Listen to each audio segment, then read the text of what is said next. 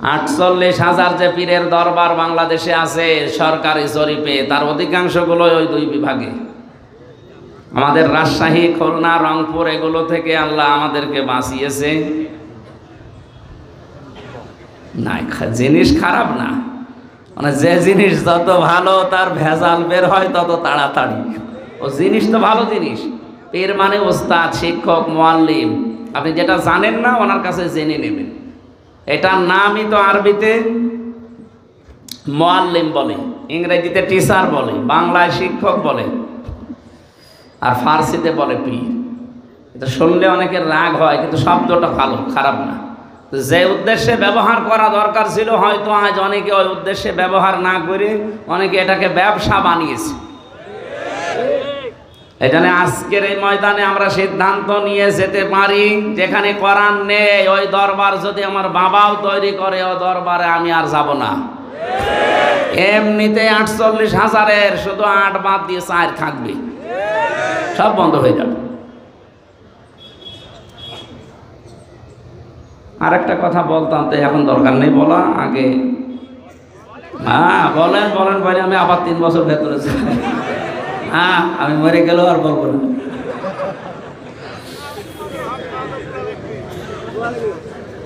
চোখ বন্ধ করে বলি, আল্লাহ যা করে। শুধু পীর সাহেবের দরবারে কোরআন নেই, ওখানে গেলে আল্লাহ গোমরা বানিয়ে বেঁধে, তা না। যেই দলে কোরআন নেই ওই দল যদি আমি সাপোর্ট করি, ওখানে থাকি, আমাকেও আল্লাহ গোমরা বানিয়ে দেবে। সুতরাং এটা রাজনীতি মনে না করে নিজেকে বাঁচার জন্য আপনাকে বললাম। আমি দেখতে পাচ্ছি কোরআনের আর হাদিসের চোখ লাগিয়ে আপনি জাহান্নামে যাচ্ছেন। আপনি যেন না যান, আপনার নিজের বাবার মতো, ভাইয়ের মতো আমিও আপনাকে ভালোবাসি। নবীর হাদিস দিয়ে সতর্ক করলাম, এখন আপনার বিবেককে যা বলে তাই করেন। যে দলে কোরআন নেই ওই দল যদি আমার বাবাও প্রতিষ্ঠাতা হয়, ও দলে আমি এখন থেকে নেই।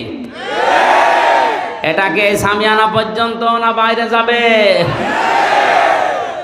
আল্লাহ আমাদের বিবেকের তালা লাগা দরজা খুলে দাও, বলেন আমিন। এত নিচের কথা বলার পরেও যদি কারো বিবেক না খোলে, আমার মনে হয় বিবেকের উপরে কুকুরে পোশাক করিস। অবশ্য ঠিক, সবটা ঠিক হলে সমস্যা। আল্লাহ তুমি আমাদেরকে ওমরের মতো বানিয়ে দাও, বলেন আমিন। দরুদ আর সালাম পড়ছি আমাদের নবী মুহাম্মদ রাসূলুল্লাহ সাল্লাল্লাহু আলাইহি ওয়াসাল্লামের প্রতি, যারা আনিত আদর্শ পেয়ে আমরা খুশি না বেজার?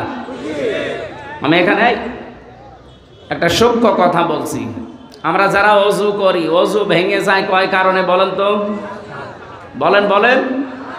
7 কারণে ওযু ভেঙে যায়। যদি একটাও পাওয়া যায় ওযু ভেঙে গেছে, নষ্ট হয়ে গেছে, ওই ওযু দিয়ে আর নামাজ হবে? বলেন। এটা যেমন বুঝলেন, নামাজ ভেঙে যায় 19টা কারণে। কয়টা? কেউ যদি নামাজ পড়ে 19টার ভেতরে একটাও পাওয়া যায়, ওই নামাজ আর নামাজ হবে? ও নামাজ পড়াও যা। এই 2টা বুঝেছেন কিনা আগে বলেন? বুঝেছেন? এটা যেহেতু ক্লাস চলছে আর বেশিরভাগ সব শিক্ষক বসে আছে। বিশ্ববিদ্যালয়ে থাকাকালীন দেখেছি সবচাইতে বেশি ক্লাসে প্রশ্ন করতেন ডক্টর লোকমান স্যার। ওনারা জিজ্ঞাসা করতো ছাত্র যে এত বেশি প্রশ্ন করেন, বলছে প্রশ্ন করলেও এটা জীবনে ভুলবা না। আমি বারবার আপনাকে প্রশ্ন করছি কারণ আপনার মরণ পর্যন্ত যেন এটা মনে থাকে। নামাজ ভেঙে যায় 19টা কারণে, নিজেই বললেন একটা পাওয়া গেলেও নামাজ আর নামাজ থাকে না। ও নামাজ পড়াও যা, না পড়াও তা। ওযু করলে ওযু ভেঙে যায় 7 কারণে। আমল করলে আমল ভেঙে যায় 2 কারণে। কয় কারণ? রোজা রাখলে রোজাও ভেঙে যায়, হজ করলে হজও ভেঙে যায়, নষ্ট হয়ে যায়।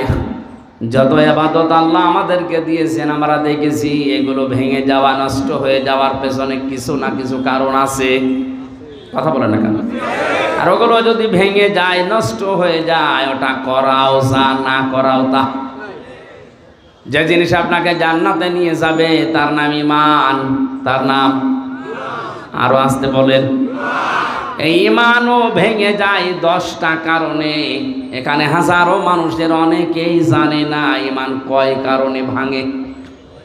অনেকে ওযু ভেঙে যায় 7 কারণে বলতে পারে, নামাজ ভেঙে যায় 19 কারণে ভেঙে বলতে পারে, অথচ জান্নাতে যাওয়ার জন্য যেটা শর্ত ঈমান, ঈমানও ভেঙে যায়, নষ্ট হয়ে যায় 10 কারণে, ও একটাও জানে না। কথা বলে না কেন?